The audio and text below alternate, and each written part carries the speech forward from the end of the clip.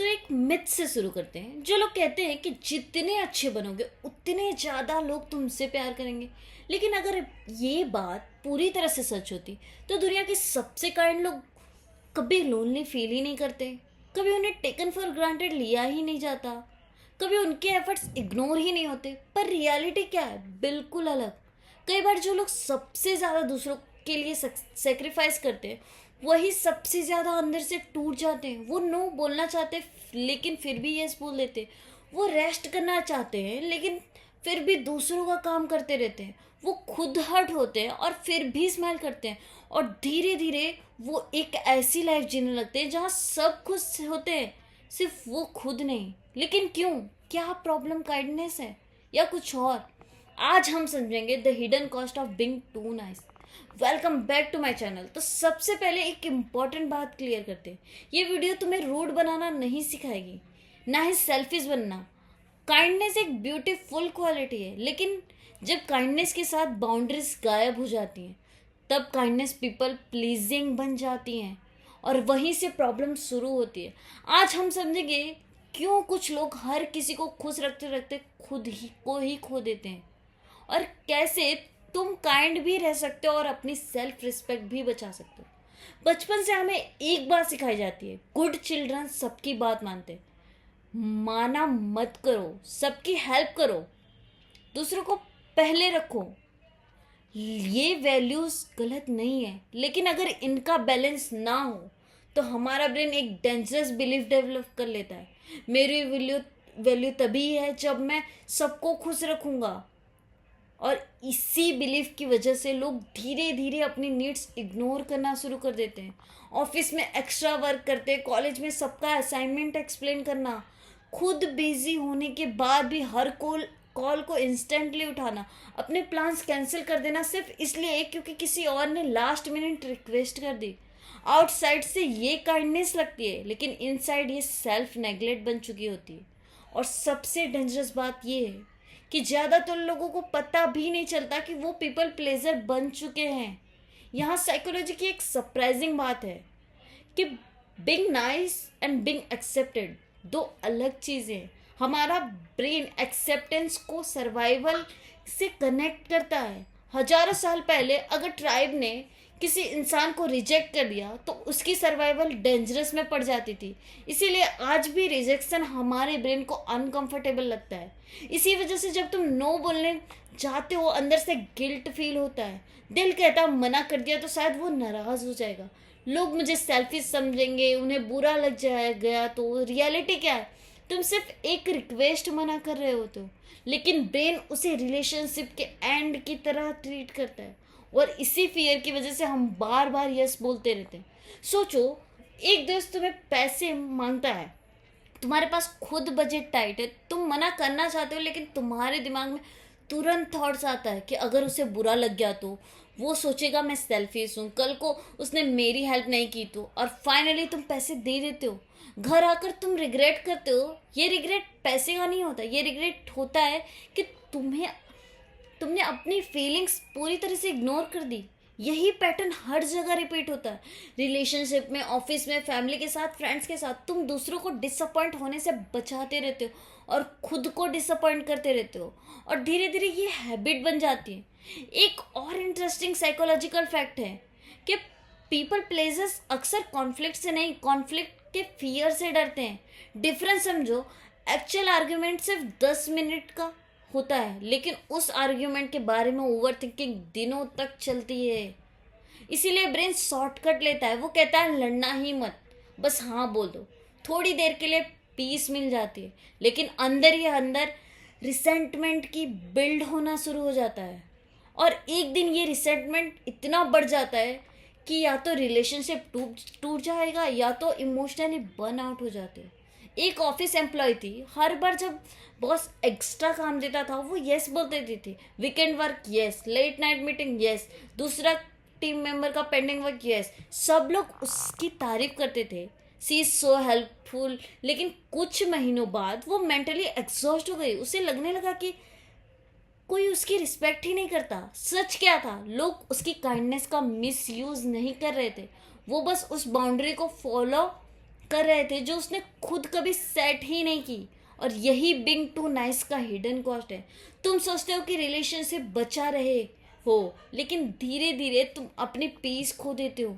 यहाँ एक और साइकोलॉजिकल ट्रूथ समझना ज़रूरी है। लोग हमेशा सेक्रीफाइस को रिस्पेक्ट नहीं करते, वो उसकी आदत बना लेते हैं। सोचो, पहली बार किसी ने तुमसे नोट्स मांगे, तुमने दे दिया। दूसरी बार भी मांगे, तुमने फिर भी दे दिया। तीसरी बार अब वो परमिशन भी नहीं मांगता, उसे लगता है ये तो हमेशा हेल्प करता ही है। देखा, प्रॉब्लम हेल्प करना नहीं था, प्रॉब्लम थी कि तुम कभी अपनी लिमिट बताते ही नहीं। ह्यूमन ब्रेन पैटर्न्स बहुत जल्दी सीख लेता है। जब तुम बार बार बिना मना किए अवेलेबल रहते हो तो लोग उसे काइंडनेस नहीं, नॉर्मल बिहेवियर समझने लगते हैं। और जब तुम एक दिन नो बोलते हो तो उन्हें लगता है तुम बदल गए हो, लेकिन रियलिटी क्या है, तुम बदले नहीं हो, तुम बस फाइनली अपनी बाउंड्रीज एक्सप्रेस कर रहे हो। अब एक ऑनेस्ट क्वेश्चन, कितनी बार तुमने सिर्फ किसी को डिसअपॉइंट ना करने के लिए हाँ बोला है और बाद में अंदर ही अंदर रिग्रेट फील किया है? ये रिग्रेट इसलिए होता है क्योंकि हर अननेसेसरी यस अंदर से एक साइलेंट नो होता है, जो तुम खुद को बोल रहे होते हो। मैं आज रेस्ट नहीं करूँगा, मैं अपना काम बाद में कर लूँगा, मैं अपने नीड्स इग्नोर कर दूंगा। और जब ये रोज़ होता है तो फ्रस्ट्रेशन बिल्ड होने लगती है। फिर एक दिन तुम बिना वजह इरिटेट होने लगते हो, छोटी छोटी बातों पर गुस्सा आता है और तुम सोचते हो मेरे साथ ही ऐसा क्यों होता है। साइकोलॉजी कहती है ये गुस्सा अक्सर दूसरों पर नहीं होता, ये उन बाउंड्रीज पर होता है जो तुम कभी बना ही नहीं पाए हो। एक बहुत बड़ा डिफरेंस है काइंडनेस और सेल्फ सेक्रीफाइस में। काइंडनेस चॉइस होती है, लेकिन पीपल प्लीजिंग फियर होता है। अगर तुम किसी की हेल्प इसलिए कर रहे हो क्योंकि तुम करना चाहते हो तो वो काइंडनेस है, लेकिन अगर तुम हेल्प इसलिए कर रहे हो क्योंकि तुम्हें डर है कि मना करने पर वो तुम्हें पसंद नहीं करेगा, तो वो फियर है। और फियर से बनी रिलेशनशिप कभी हेल्दी नहीं होती। एक हेल्दी रिलेशनशिप में दोनों लोग एक दूसरे की ऑनेस्टी को वैल्यू करते हैं, सिर्फ अवेलेबिलिटी को नहीं। इसीलिए सेल्फ रिस्पेक्ट का मतलब रूड होना नहीं है। सेल्फ रिस्पेक्ट का मतलब अपनी नीड्स को भी उतनी ही इम्पोर्टेंस देना जितनी तुम दूसरों की नीड्स को देते हो। अब बात करते उस मिस्टेक्स की जो ऑलमोस्ट हर पीपल प्लीजर करता है। मिस्टेक एक, कि हर बात में यस बोला। तुम सोचते हो लोग तुम्हें ज़्यादा अप्रिशिएट करेंगे, लेकिन साइकोलॉजी कहती है कि कांस्टेंट अवेलेबिलिटी वैल्यू को कम कर देती है। जो चीज़ हमेशा अवेलेबल होती है उसकी इंपॉर्टेंस धीरे धीरे कम फील होने लगती है। मिस्टेक दूसरी क्या है कि डिफ़िकल्ट कन्वर्जेशन अवॉइड करना। तुम सोचते हो चलो चुप रहते हो, आर्गुमेंट नहीं होगा, लेकिन इमोशंस इग्नोर करने से डिसअपियर नहीं होते, वो कलेक्ट होते रहते हैं और एक दिन एक्सप्लोजन बन जाते हैं। मिस्टेक 3 ये है कि एक्सपेक्ट करना कि लोग खुद समझ जाएंगे। बहुत लोग साइलेंटली सेक्रीफाइस करते रहते हैं और एक्सपेक्ट करते हैं कि सामने वाला ऑटोमेटिकली नोटिस करेगा, लेकिन रियलिटी है कि कोई माइंड रीडर नहीं होता। अगर तुम अपनी लिमिट्स, अपनी फीलिंग्स और अपनी नीड्स एक्सप्रेस नहीं करोगे तो लोग कैसे समझेंगे। हेल्दी रिलेशनशिप अजम्पशन से नहीं, कम्युनिकेशन से बनते हैं। मिस्टेक 4 कि सबको खुश रखने की कोशिश। ये शायद सबसे इम्पॉसिबल गोल है। चाहे तुम कितनी भी मेहनत कर लो, हर इंसान को खुश नहीं रख सकते। और जिस दिन तुम ये एक्सेप्ट कर लोगे उसी दिन तुम इमोशनली फ्रीडम फील करना शुरू कर दोगे। उनकी क्योंकि तुम्हारी रिस्पॉन्सिबिलिटी हर किसी का मूड ठीक करना नहीं है। तुम्हारी रिस्पॉन्सिबिलिटी अपनी ऑनेस्टी और काइंडनेस के साथ जीना है। अब सबसे इम्पोर्टेंट सवाल, अगर पीपल प्लेजिंग इतनी डीपली इंटीग्रेट हैबिट है तो इससे बाहर कैसे निकला जाए। साइकोलॉजी कहती है तुम्हें एकदम से कम्प्लीटली चेंज होने की ज़रूरत नहीं है, तुम्हें सेल्फिश बनने की ज़रूरत नहीं है, तुम्हें सिर्फ हेल्दी बाउंड्रीज बनाना सीखना है। एक की स्टार्ट विथ स्मॉल बाउंड्रीज। बहुत लोग सोचते हैं आज से मैं सबको ना बोलूँगा, लेकिन ब्रेन इतनी जल्दी चेंज एक्सेप्ट नहीं करता। इसीलिए स्मॉल बाउंड्रीज से शुरू करो। एग्जाम्पल, अगर कोई कॉल करे और तुम बिजी हो तो इमिडिएटली फ़ोन उठाने की जगह मैसेज भेजो, मैं अभी बिजी हूँ, थोड़ी देर बाद कॉल करता हूँ। अगर कोई एक्स्ट्रा फेवर मांगे तो तुरंत यस मत बोलो, पहले बोलो मैं चेक करके बताता हूँ, या थोड़ा सा पॉज तुम्हारे ब्रेन को चॉइस देता है, रिएक्शन नहीं। डिसीजन लेने की हैबिट बनाता है और धीरे धीरे नो बोलना नेचुरल लगने लगता है। रिमेंबर, बाउंड्रीज बनाना रिलेशनशिप तोड़ना नहीं होता, बाउंड्री बनाना रिलेशनशिप को हेल्दी बनाना होता है। काइंडनेस को अप्रूवल से अलग करो, खुद से एक ऑनेस्ट सा क्वेश्चन पूछना, मैं हेल्प इसलिए कर रहा हूँ क्योंकि मैं करना चाहता हूँ, या इसलिए क्योंकि मुझे रिजेक्ट होने का डर है। ये एक क्वेश्चन बहुत कुछ चीज क्लियर कर देगा। रियल काइंडनेस एक्सपेक्टेशंस के बिना होती है, पीपल प्लेजिंग अप्रूवल के लिए होता है। जब तुम वैलिडेशन के लिए हेल्प करते हो तो अगर अप्रिसिएशन ना मिले तो तुम हर्ट हो जाते हो, लेकिन जब तुम चॉइस से हेल्प करते हो तो तुम्हें पीस मिलती है। कॉन्फिडेंस तब ग्रो करता है जब तुम्हारी वैल्यू लोगों को के अप्रूवल से डिसाइड होना बंद हो जाती है। याद रखो, तुम्हारा कैरेक्टर लाइक्स, कॉम्प्लीमेंट्स या अप्रिसिएशन से डिफाइन नहीं होता, वो डिफाइन होता है उन चॉइसेस से जो तुम तब भी करते हो जब कोई देख नहीं रहा है। रिस्पेक्ट योर ओन टाइम एक सिंपल रियलिटी है। जिस तरह तुम दूसरे की टाइम का रिस्पेक्ट करते हो, वैसे ही अपने टाइम को भी रिस्पेक्ट करो। अगर तुम्हारा हर दिन सिर्फ दूसरों के काम पूरे करते हुए निकल रहा है तो तुम अपनी लाइफ कब जियोगे? इमेजिन करो, तुमने संडे सिर्फ रेस्ट के लिए प्लान किया, तभी किसी फ्रेंड का मैसेज आता है, यार चल ना मुझे थोड़ा काम है।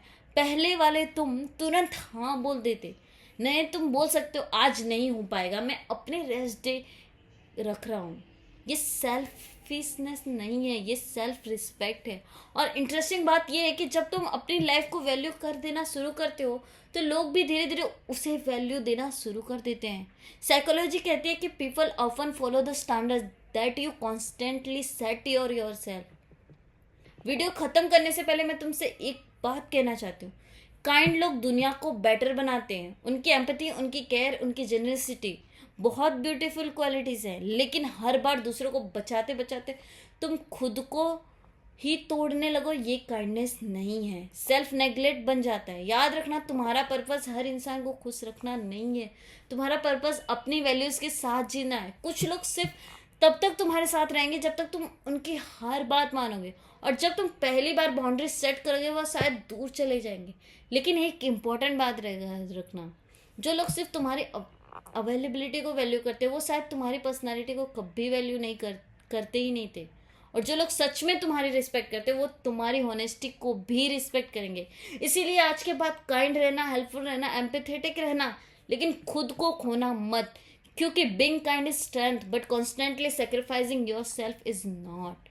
और शायद इस पूरी वीडियो की सबसे इंपॉर्टेंट लाइन ये है कि the people who truly value you won't leave you because you set the healthy boundaries। वो तुम्हें और ज़्यादा रिस्पेक्ट करेंगे क्योंकि तुमने फाइनली खुद की रिस्पेक्ट करना शुरू कर दिया। और जिस दिन तुम गिल्ट के बिना नो बोलना सीख जाओ, उस दिन तुम सिर्फ दूसरों के साथ नहीं, खुद के साथ भी हेल्दी रिलेशनशिप बना लोगे। अगर आज की वीडियो में तुम्हें अपने बिहेवियर को एक नया पर्सपेक्टिव से देखना है में हेल्प की हो तो हमारे चैनल को सब्सक्राइब जरूर करना।